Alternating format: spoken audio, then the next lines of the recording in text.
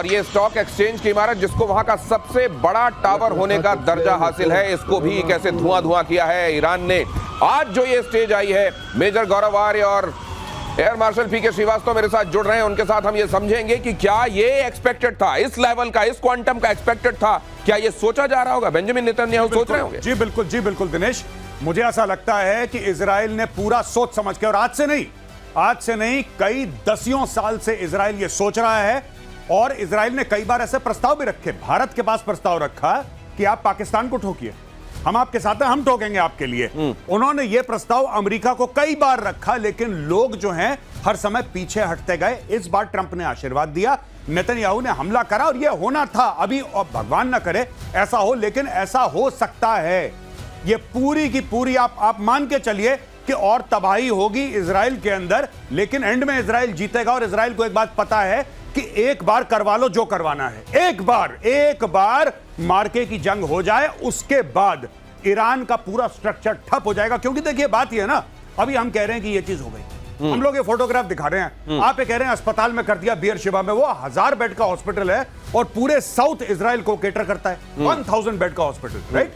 अब उस पर मार दिया। इनको पता था ये होगा, इजरायलियों को पता था, क्योंकि अगर आप ये काम नहीं करेंगे तो हमास और हिजबुल्लाह आपको अटैक करते रहेंगे। फिर 7 अक्टूबर की जैसी चीजें होती रहेंगी। आपको एक बार, जिसको कहते हैं ना देसी में, आपको एक बार ये टंटा काटना होगा, फुल एंड फाइनल। एक बार के लिए ये टंटा काटना, लेकिन ये टंटा काटने की कितनी बड़ी कीमत चुकानी होगी? क्या ये कीमत बहुत बड़ी होगी? तेल अवीव में ईरानी मिसाइल का मलबा मिला है, शहाब 3 बैलिस्टिक मिसाइल का मलबे में मिसाइल का इंजन बरामद हुआ है। ईरान की मध्यम दूरी की बैलिस्टिक मिसाइल है शहाब 3। और एयर मार्शल पीके श्रीवास्तव अक्सर बताते हैं कि दुश्मन की तकनीक को समझने के लिए उनके ऐसे इंस्ट्रूमेंट्स जो उतने बर्बाद नहीं हुए होते हैं वो बड़े काम आते हैं। ये तो पहले ही पता होगा वैसे इजराइल को कि इसमें क्या-क्या, इसके बारे में ठीक से पता था, तो ऐसी कोई खास इस वक्त डिस्कवरी नहीं। लेकिन हाँ, मिलना ये पता चलता है कि आज वो क्या चला रहे हैं हमारे ऊपर, और अगर ये मिल जाता है तो उसके बाद उसकी काट भी आप पैदा कर सकते हैं, जैसा मैंने पहले भी कहा था। और ये हमें हमेशा से ये थी संभावना, और जैसे गौरव बता रहे थे, संभावना थी, और इसको फैक्टर नहीं किया था। जब भी आप लड़ाई करते हैं तो आपके पास जरूर फैक्टर इन करते हैं कि दुश्मन उसका जवाब कैसे देगा। ईरान मिसाइल फोर्स है, ये पता था। ईरान के पास यूरेनियम का इनरिचमेंट हो रहा है, ये पता था। 60% तक पहुंच गया, ये भी पता था। तो अगर आपके पास मिसाइल फोर्स है और यूरेनियम भी आपके पास है, तो न्यूक्लियर वेपन बनाने में कोई बहुत ज्यादा टाइम नहीं लगेगा। इसीलिए ये सब हो रहा है। और उसी के अगर उसके परिप्रेक्ष्य में अगर आप इसको देखते हैं तो इसका मिलना शहाब 3 के, उसका हमें पता है कि किन मिसाइल से मार हो रही है। अब जो हाइपरसोनिक मिसाइल्स आती हैं और ड्रोन्स भी साथ में आते हैं, तो जो आपने कहा लीक थ्रू, तो लीक थ्रू होता ही होता है, और इंफ्रास्ट्रक्चर के ऊपर अटैक हो रहा है। अगर आप देखिए हॉस्पिटल, स्टॉक एक्सचेंज और इन चीजों पर अटैक होना, इसका मतलब जानबूझ के सिविलियन इंफ्रास्ट्रक्चर अटैक करके साइकोलॉजिकली ईरान को दबाने की कोशिश की जा रही है, इजराइल को दबाने की, साइकोलॉजिकली दबाने की कोशिश की जा रही है। तो यहाँ कई फ्रंट पर बहुत सारी चीजें हो रही हैं। अगली खबर देखिए, इजराइल का ईरान पर जबरदस्त पलटवार। ईरान में अराक हैवी वाटर रिएक्टर पर, हालांकि ये पहले हो गया था, ये रात के वक्त ये हमला हो गया था, अराक हैवी वाटर रिएक्टर पर हमला हुआ, और उसके बाद ईरान की तरफ से 35 के आसपास मिसाइलें एक साथ छोड़ी गई इजराइल पर। ईरान के न्यूक्लियर प्रोग्राम का अराक अहम हिस्सा, अराक में बड़े पैमाने पर हथियारों का प्रोडक्शन होने की खबरें थी। हमले से पहले इजराइल ने दी थी चेतावनी, शहर के लोगों से इलाका खाली करने के लिए कहा था। मेजर गौरव आर्य, इस जगह को क्यों चुना गया? देखिए बात यह है कि इजराइल सिर्फ वही चीज चाहता है कि किसी तरीके से ईरान को डिनाई करा जाए कि उसके पास न्यूक्लियर वेपन्स हो, और वो न्यूक्लियर वेपन्स को कैरी करने का, यानी कि जो बैलिस्टिक मिसाइल होती हैं, लॉन्ग रेंज, इंटरकॉन्टिनेंटल, राइट, और इंटरमीडिएट रेंज, वो बैलिस्टिक मिसाइल्स की जो सलाहियत है, जो कैपेबिलिटी है, उससे ईरान को डिनाई करा जाए। तो हेवी वाटर इज यूज्ड। अब ये वहां पे रिफाइन करेंगे, सेंट्रीफ्यूज होंगे, तो आपके पूरे मामले में आपका इसका इस्तेमाल होता है। इस साइट को मारा गया, और इस साइट को मार के तिल मिला के फिर ईरान ने वो मिसाइलें फायर करी, जो कभी अस्पताल गई, कहीं गई, उसके रिएक्शन में। यही तो आप कहना चाह रहे हैं? बिल्कुल कि साहब इसके रिएक्शन में ये हुआ। तो आप ये देख लीजिए सब लोग यहाँ पे कि इजराइल किस चीज को टारगेट कर रहा है। इजराइल टारगेट कर रहा है जहां पे हथियार बनते हैं, और ईरान किसको टारगेट कर रहा है? ईरान वहां टारगेट कर रहा है जहां पे पेशेंट हैं, अस्पताल है। तो ईरान और हमास में कोई ज्यादा फर्क नहीं है दोस्तों। They have the same mindset, दिमाग, जहनियत दोनों की एक ही जैसी है कि जहां पे मासूम हो सबसे पहले उनके मिसाइल मारो। मासूमों पर मिसाइल मार रहा है क्या ईरान? और तेहरान में रक्षा मंत्रालय के हेडक्वार्टर पर अटैक, कुद्स फोर्स के 10 कमांड सेंटर पर भी हमला, शाहरान तेल डिपो पर भी इजराइल का अटैक, मेहराबाद एयरपोर्ट पर 2 मिसाइलें गिरी। अब यहां से रिबाउंड क्या देख रहे हैं आप ईरान की तरफ आता हुआ आगे? देखिए, मैं आपको एक बात बता दूं, ये जो ईरान को फायर करना था हाइपरसोनिक, ईरान के पास इससे ज्यादा बड़ी चीजें नहीं है। मतलब ये मैक्सिमम है जो वो कर सकता है। और ईरान क्या करेगा? एटम बम तो मारेगा नहीं वहां, हाँ। वो तो है नहीं उसके पास। तो ईरान क्या कर लेगा? थोड़ी सी और बैलिस्टिक मिसाइल मार लेगा, कुछ और मार लेगा।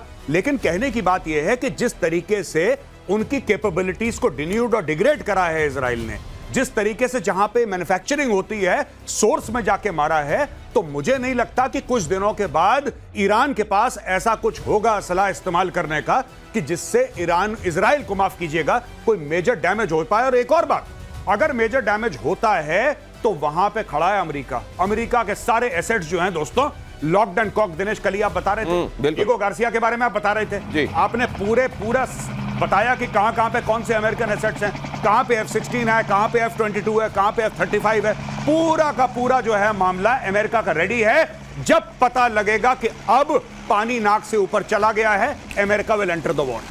और अगर ऐसा होता है तो फिर क्या होगा? इधर सोरोका अस्पताल पर मिसाइल हमले पर इजरायली पीएम नेतन्याहू ने कड़ी प्रतिक्रिया दी है। खामेनेई वॉर क्राइम के लिए जिम्मेदार हैं, इजराइल ने कहा। ईरान जानबूझकर अस्पतालों को निशाना बना रहा है, नेतन्याहू ने कहा। इजराइल अपने नागरिकों पर हमले का बदला लेगा। खामेनेई को लेकर सभी विकल्प खुले हुए हैं। नेतन्याहू ने यह भी कहा, खामेनेई की हत्या की बात मीडिया में करना ठीक नहीं। ये तो बहुत गंभीर बात कह दी उन्होंने। बहुत बड़ी बात है। हत्या की बात मीडिया में करना ठीक नहीं, हत्या करना ठीक है नहीं, इसकी बात नहीं हुई। हाँ। ये बात ध्यान रखिएगा। हाँ। और जहां तक आप बता रहे थे, उसी कार्यक्रम में आपको एक चीज बताते हैं, हैवी वाटर की जरूरत पड़ती है अगर आपको न्यूक्लियर वेपन बनाना है जी। साइलोज में भी मारेंगे मिसाइल। देखिए, लॉन्चर ठिकाने जहां से लॉन्च कर सकते हैं और जहां से आप न्यूक्लियर वेपन बना सकते हैं, ठीक है। ये जितने भी इंफ्रास्ट्रक्चर हैं। और जब कच्छ की आपने बात की, कच्छ ये बहुत जबरदस्त फोर्स इनकी है जो खामनाई के डायरेक्टली अंडर काम करती है। अच्छा, अगर उसके ठिकानों को बताए, इसका मतलब जब राजा को मारने से पहले आसपास की फौजों को आप गिरा देते हैं ना, तहस नहस कर देते हैं।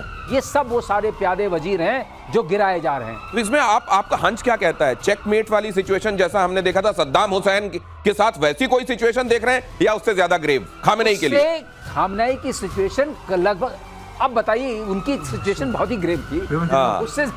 उससे ज्यादा ग्रेव क्या होगी? अगर वो हो गई तो बहुत हो जाएगा। खामनेई उससे पहले ही चल पड़ेंगे। ये अगली खबर देखिए, इजराइल के ऑपरेशन राइजिंग लायन का वीडियो वायरल।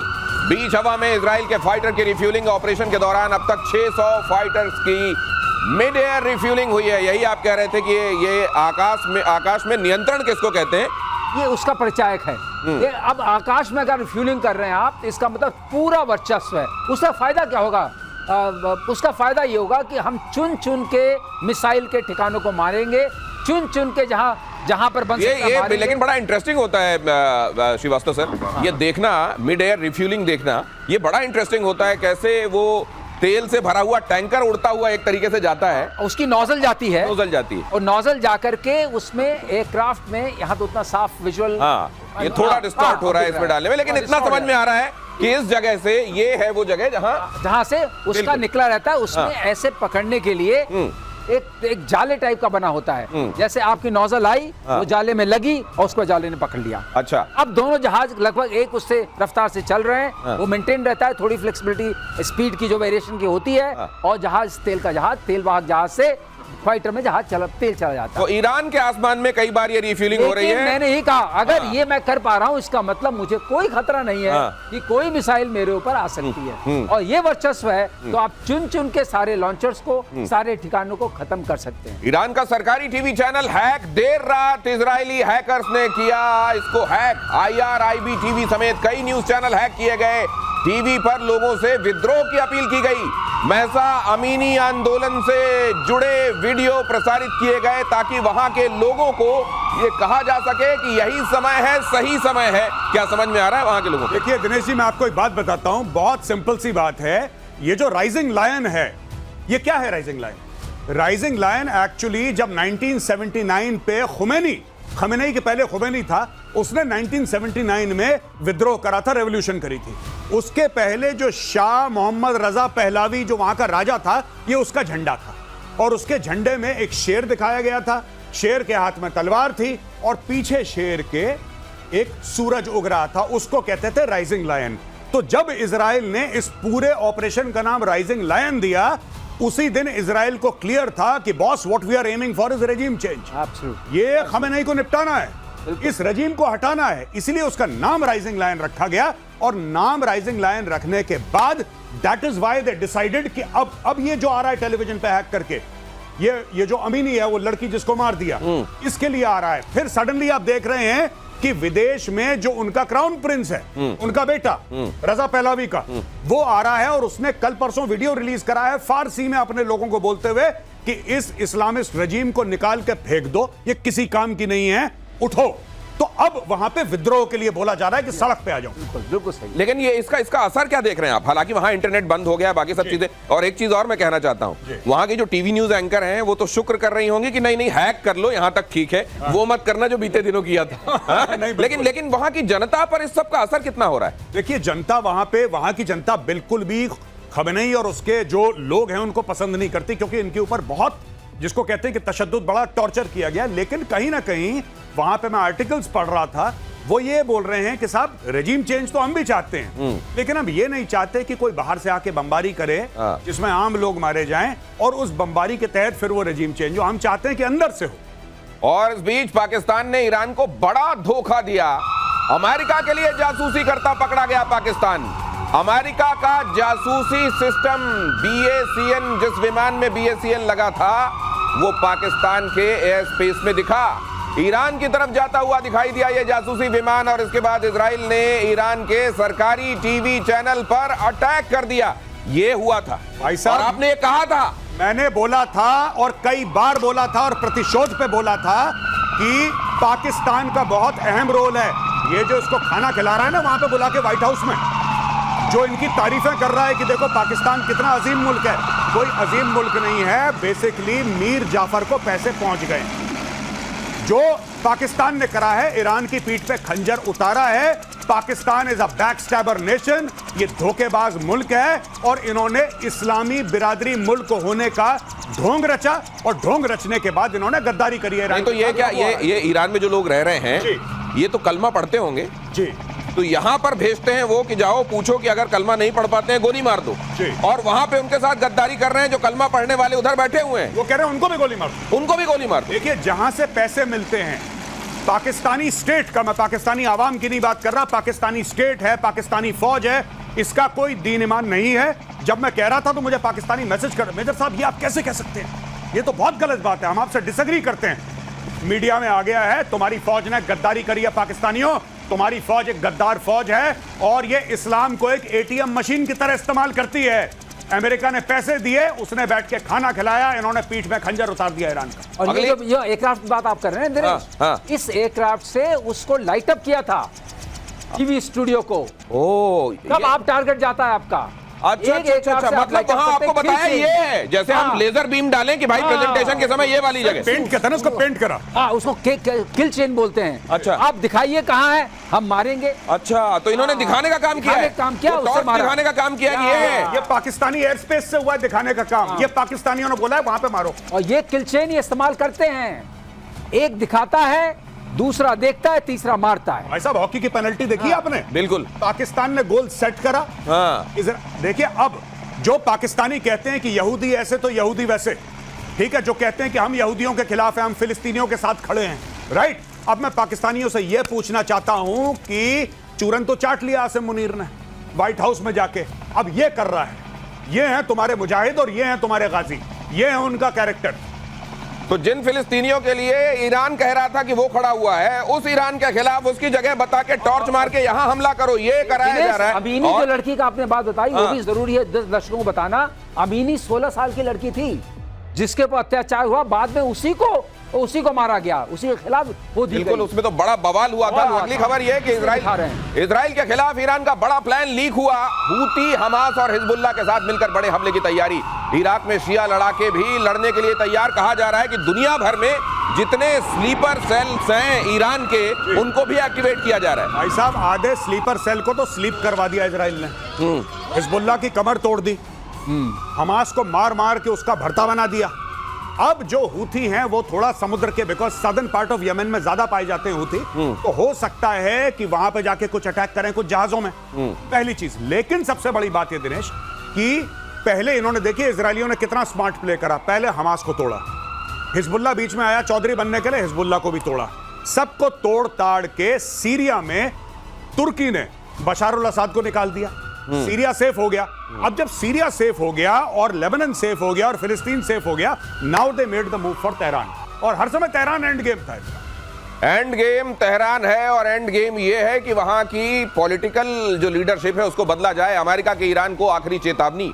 सीरिया के लिए अमेरिका के विशेष दूत टॉम बैरक ने कहा, युद्ध में हिजबुल्लाह कूदा तो घातक होंगे परिणाम। अमेरिका ने भेजे लड़ाकू विमान और युद्धपोत। खामेनेई ने कहा, अमेरिका ने हमला किया तो तगड़ा जवाब देंगे। मुझको लगता है कि इस दौरान कुछ बेट्स भी डाले जा रहे हैं जिनको पक्का पता ही निकले जाएंगे बेट्स, और जैसे ही निकले जाएंगे वैसे कहा था ना कि ये किया तो मारेंगे, अब मार देंगे, मतलब एक बहाना मौजूद होगा।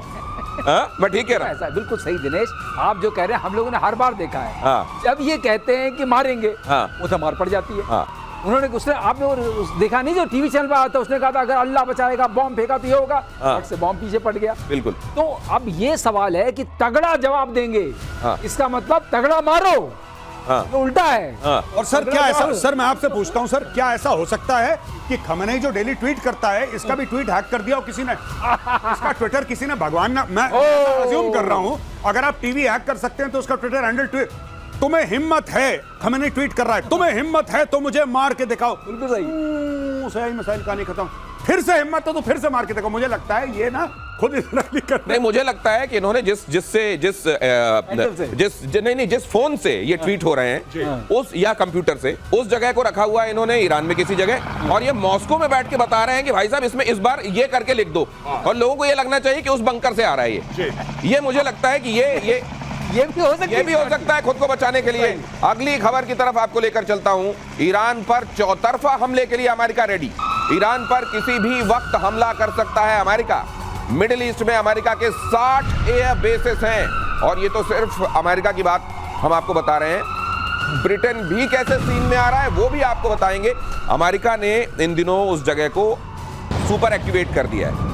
क्या इसका मतलब ये है कि, और ये भी कहा जा रहा है कि 48 घंटे के अंदर अंदर ये भी देख सकते हैं आप कि अमेरिका की सीधी एंट्री होगी, क्या होगी तो कितनी होगी और उसके रिपरकशंस क्या होंगे? ऐसा देश अगर एंट्री होगी, क्योंकि अमेरिका को पूरा पता है कि हमारे ऊपर भी मिसाइल का निशाना साधा होगा, जिसको बंकर्स में खत्म किया जा रहा है, साइलोज में। वो निशाने जो अमेरिका के ऊपर कहते हैं ना हमने सब निशानों में रखा है, बहुत आसान है, वो सारे पहले खत्म किए जा रहे हैं साइलोज। ये समझ लीजिए कार्यक्रम कैसे चल रहा है। जब वो खत्म हो गया, अमेरिका के पास वहाँ F-35 है, अमेरिका के पास F-16 है, अमेरिका के पास वहाँ 5th फ्लीट का पूरा इस होल सर F-22 है।